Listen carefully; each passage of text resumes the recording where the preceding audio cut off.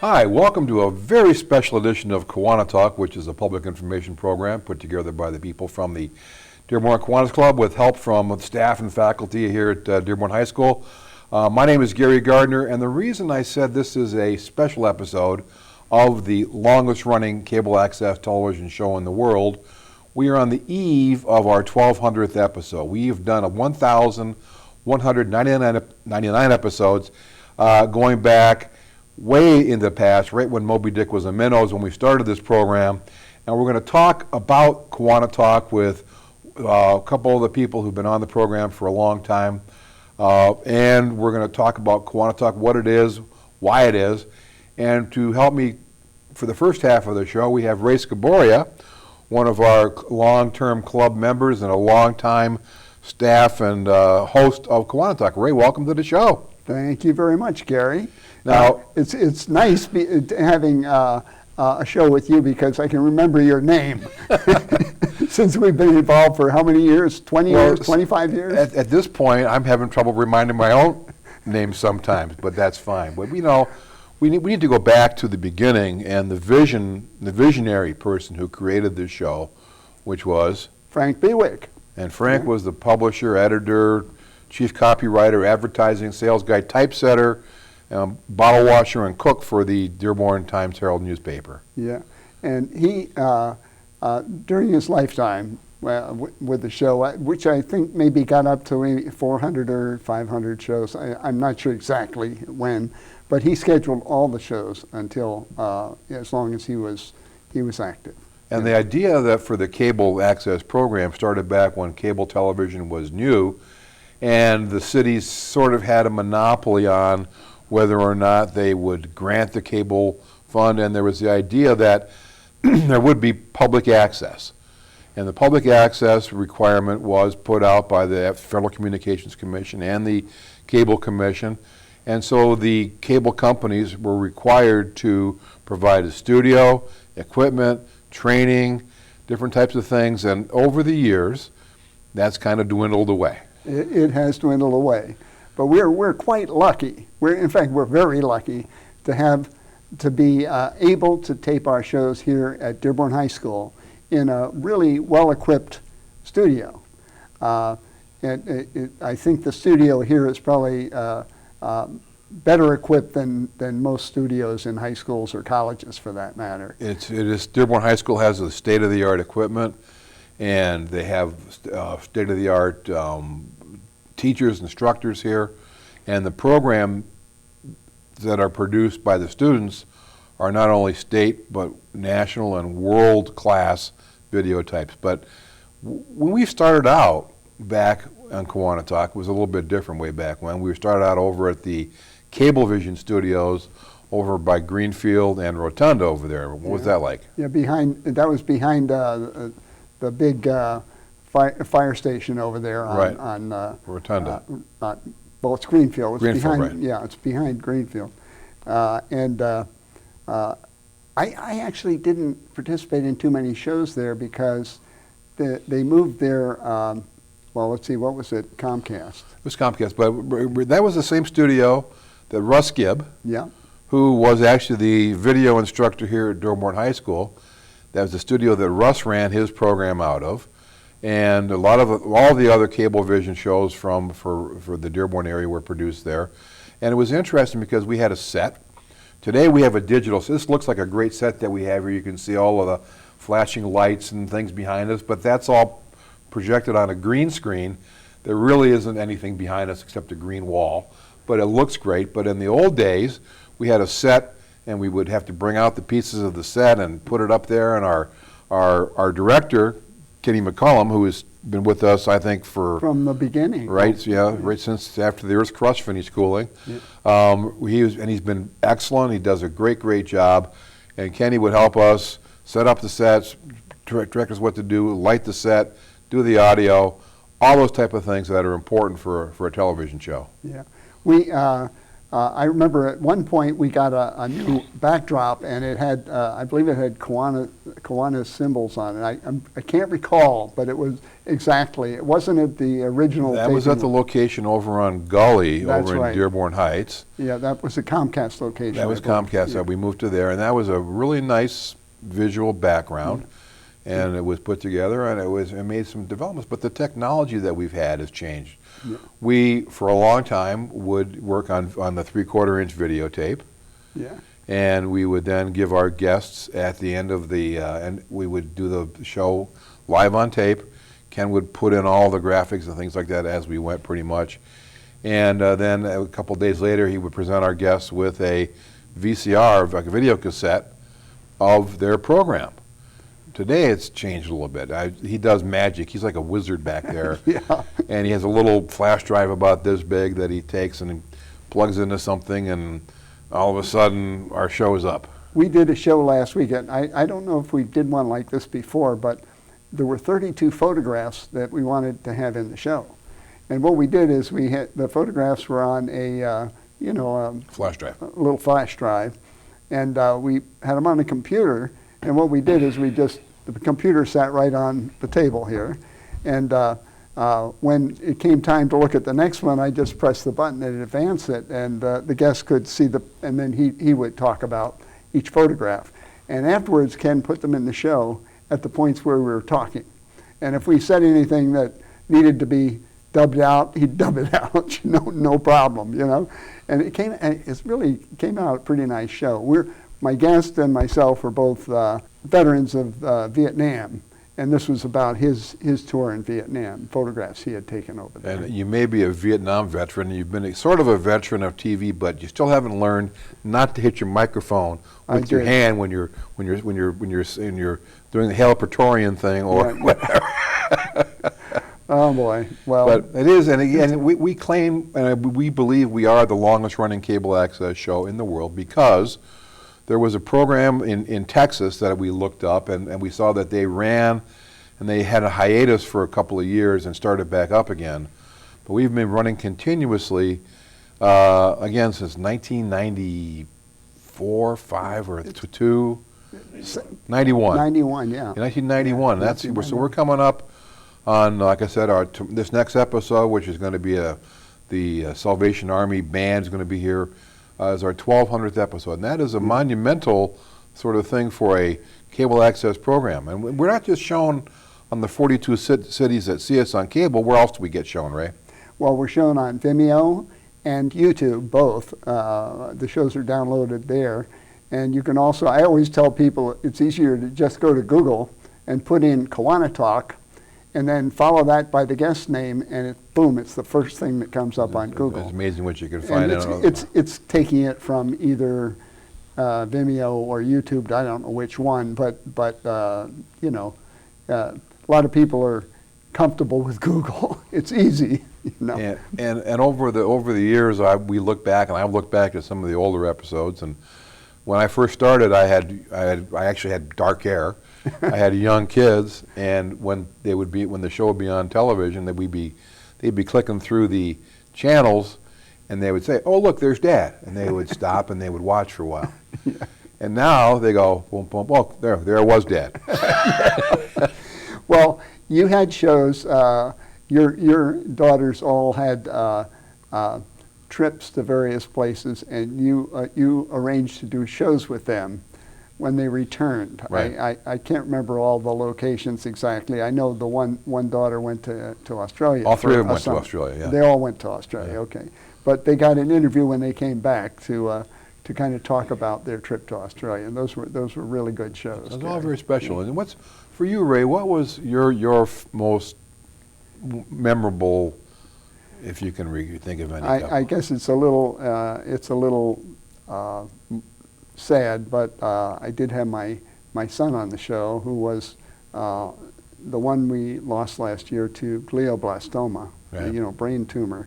But I had him on the show after he had become a full professor at Windsor University, and he talked about his ideas, and he became quite highly respected over there. And he had, I believe he had, I don't want to exaggerate, but I think he had 7 or 8 students that graduated with their PhD from his the program that he was their advisor, their graduate advisor.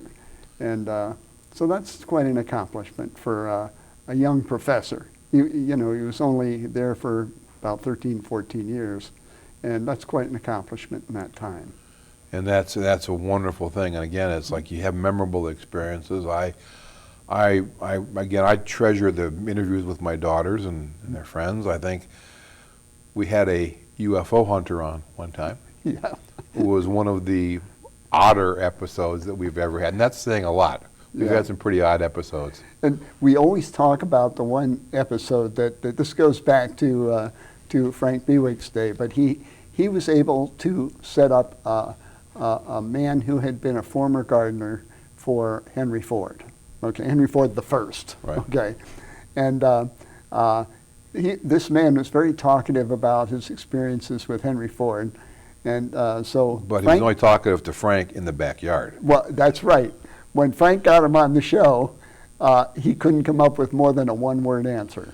Yes, no. And that's one of the things that as an interviewer we have to say. Some interviewees, our guests, are great because you say one thing and then they, like a marlin with a hook in its mouth, it just takes off and you can't stop and slow them down. But the nightmare interview is, like you said, a guest that has one-word answers. And it's usually a little bit of a nervous block, I think. With people that happens to, they're a little bit nervous about being, in a public kind of environment, and all of a sudden it just locks up their tongue. And the penultimate thing about that, normally we have one break in the middle. We actually took two or three breaks that show. Yeah.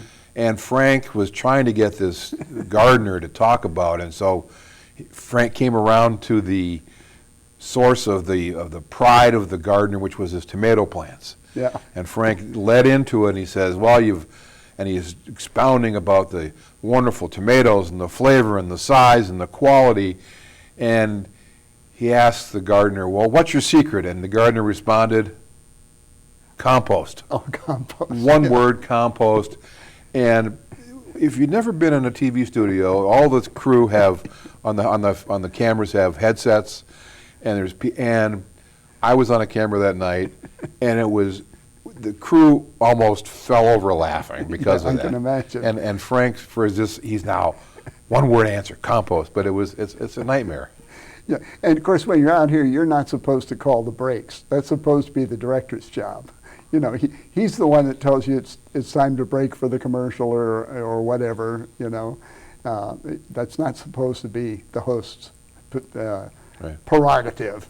And we don't want to get to telling too many tales out of school, but we actually get signals from the stage manager who tells us right now I've got a signal for 2 minutes before our break. So that tells me you need to sort of talk about other things, and we've been doing this for a while, and the goal is to keep on doing it. We get a grant from the Cable Commission, which is very generous. We get to use the facilities here at Dearborn High School. Again, they're world-class facilities, and we round up guests. I know. Yeah. Oh, we also get assistance from students helping us with the recording. It's really recording now. It's not taping anymore because it goes on. It's digitally recorded now. Right. And so it goes on memory devices. And it's a great thing too, because again, as Frank envisioned it as a public access program, and we've had the mayor on, we've had the chief of police, the fire chief, we've had city council members and judges from the local courts, we've had judges from the Wayne County Circuit Court, Court of Appeals, the Michigan Supreme Court, all those different things. We've had many charity organizations who come in with their to promote their fundraising events or to inform people about the nature of the charity that they're supporting. Yeah, we try and stress charities and give them the opportunity to come on, because after all, we're free advertisement. Hopefully a few people watch us, and of course now anybody can watch us on the computer at any time, because of Vimeo and YouTube. Right. And as I mentioned about a minute ago, we had a signal for 2 minutes. I got the 1 minute signal. So what we're going to do right now, take a very short break. Magically, when we come back, Ray will be replaced by Skip Armstrong, and we're going to continue to talk about KiwaniTalk and the vision that we're continuing to fulfill, that Frank Bewick, our founder and emeritus person is we're living that out for Frank. So don't go away. We'll be right back.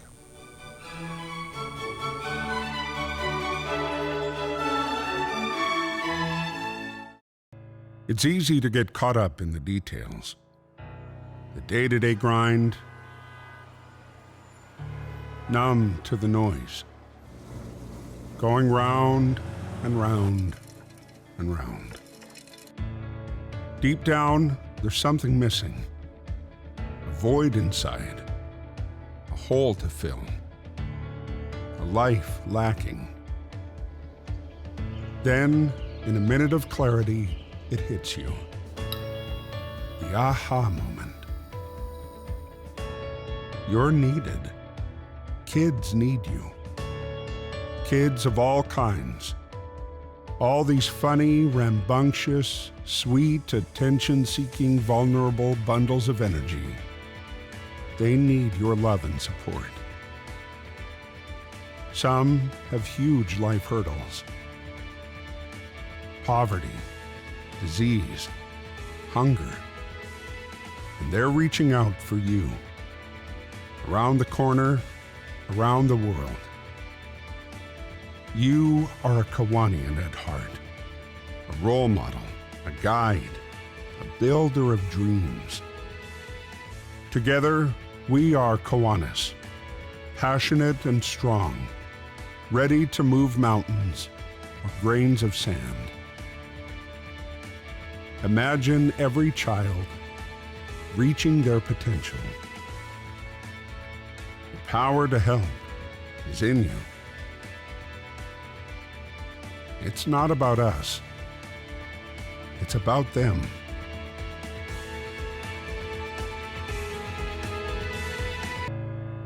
Do you hear the call? Kids need Kiwanis. Kiwanis needs you.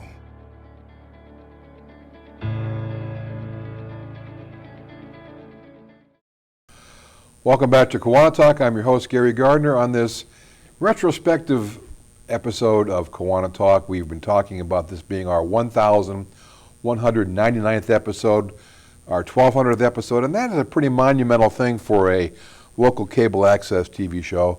And we have with us as replacing, not replacing, as now we are next guest. Nobody can replace Ray. Can't replace Ray. We have Charles Skip Armstrong, who is another member and one of our crew, and also one of our sometimes interviewers. Sometimes is right. I get very nervous on TV. I don't like TV. I'm better back behind the camera. Speaking of that, Gary, you and Ray had a good discussion, but I'd like to thank Ray's wife, Jane Scoboria, who has just been a miracle worker for us. She arranges a lot of shows, more than we should be doing more ourselves, but she just arranges a lot of shows. And I just can't give her enough praise. Plus our camera people, Al Holmes comes in almost every time. We tape 4 shows once a month. And then we go out and have a burger at Elmhurst. I'll even mention that because they give me money for the peanut drive.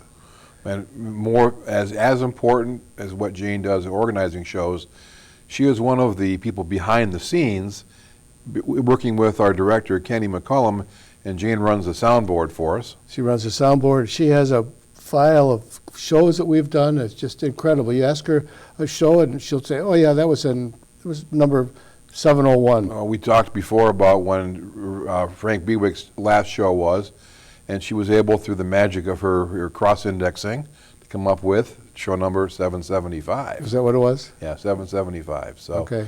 Kind of amazing.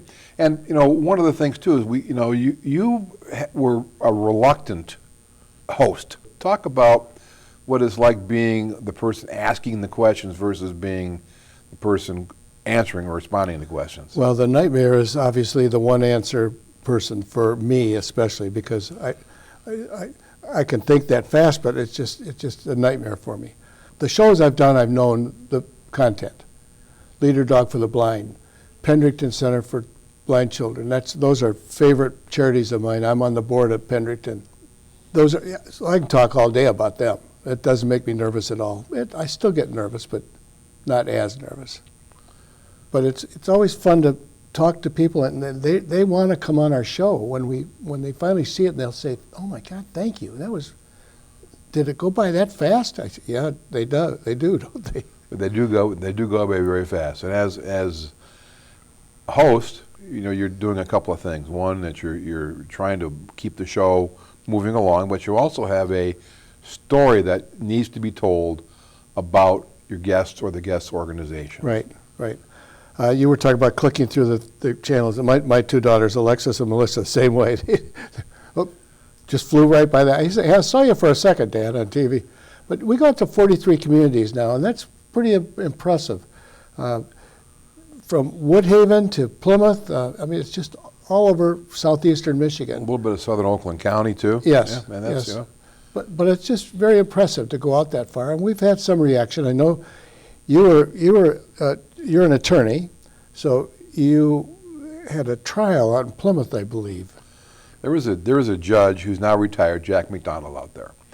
And one day I was in his courtroom, and I'd put a plea agreement on the record, and at the end of it, he said, Mr. Gardner, by the way, I saw you on TV the other night." Yeah. And I said, "Judge, you got to get a life. You got to stop watching cable access television." And that became our spiel for many years after that. I'd go out there and finish what I was doing. He'd say, "Saw you on TV," and I'd say, "Judge, get a life." Yeah. But it really is an interesting show. I've been involved when they first started. I want to say in the first 50 shows I was involved with Frank. And there were all kinds of guys. Walt Pauloway was in there. He was a good host. Merle Baum, I remember him. Merle was on, yep. Yep. Carrie Mansu was on a little bit too. Yep. But our camera people, Adam Rasher, the student teacher here at he's WDH. not student. He's a teacher of students. Yes, he's the teacher of students. Yes, we have to thank him an awful lot, and the principal here has given us permission to do this. The Cable Commission, we really love the Cable Commission, but I was in the first 50. I can't remember exactly which one, and the most notable one was I crewed on a lot of Mackinac sailboat races, and I took a camera on one of the races, and we filmed some of and it was on an American Eagle, a boat I sailed on just for 4 years, but it was It took you 4 years to get to Mackinac? No, it was a 50-footer. It was 4 years I sailed on the boat. Okay. It was a 50-footer. It was a big boat. Yep. I remember in the middle of Lake Huron, I got a picture of the mainsail, and a bat landed at 12 o'clock in the afternoon. A bat. Can't see shore. No idea. Oh. Odd things like that. Odd things happen. But it was a great show. It turned out to be a good show. And you have some of the shows we used to have live bands in the studios. We've had cooking shows, and the crew likes the cooking shows. And why do we love those cooking shows? Because we get to eat what he cooks. Okay, Tony Carrera came on for the cooking show, one of the cooking shows. He's come on twice, I think, now. Louis Weinstein from Maddie's Deli came on and made sandwiches, which we enjoyed those too. Nothing beats a Maddie's Deli, the corned beef. And then we also had, what's his name from Lyle's? Lyle's, yeah. We've had him on twice. We had his dad on once. Yep. And the dad started slicing ham, and it's a big ham, and he just kept slicing it while Frank was interviewed. He must have made 150 sandwiches. He said, well, I cut the whole turkey, the whole ham up, make sandwich on it. Unbelievable, right. So, but that was good. And yet now we're one show away from 1,200. It's just amazing. And we hope to do many more. Yes. Before we do that, I wanted to say, if anybody has a show that they want to come on, give us a. We have a post office box, 2421, Dearborn, Michigan 48124. Right. Just drop us a note. 2411. 2411 is the post office box. Just drop us a note.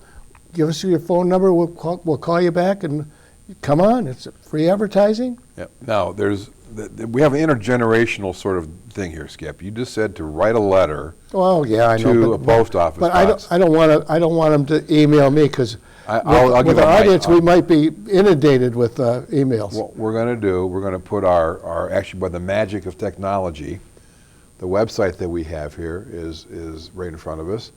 And in about a second, my email is going to pop up there, Gary@GaryEGardner.com. If you want to come on the program, if you got something you want up there, I will be happy to take your email, present it to the production committee, who makes the decisions whether we take the shows or not. If you want to come on, believe me, you're going to come on. And Depending on the content, of course. that's right, pretty much. So we would love to have you come on if you want to be on here, and we have the ability to do all of the things that like if you have a charity, or an organization, or a cause, or you're a dog walker or a dog trainer. We'd love to have you do that. So. And just our next show, which will be our 1200 show, I believe, we're gonna have 4 or 5 or 6 Salvation Army band members up here playing their brass instruments. It's for Christmas time. And Yeah, because of Christmas time. Puts us right into the Christmas spirit. Yes, that's right. So we've talked about the history of Kiwanis. We talked about where we are, and going forward. Again, we would like to have you come on the show and your group, your organization. I hope to continue to be able to do this for a long time. Our grant application is in the process for the coming up year. We hope still. For the renewal, yes. And all those things. And again, as long as Dearborn High will have us, we're happy to have. We have had alternate shows sometimes when the facility's been closed. The mayor lets us through the cable. The city cable City channel. cable Yes. channel lets us work over at City Hall once in a while. So all those things are really happy to. We're happy to be able to do this show, continue to do the show. No, let me see. Okay, how much do you get paid for this? We get nothing.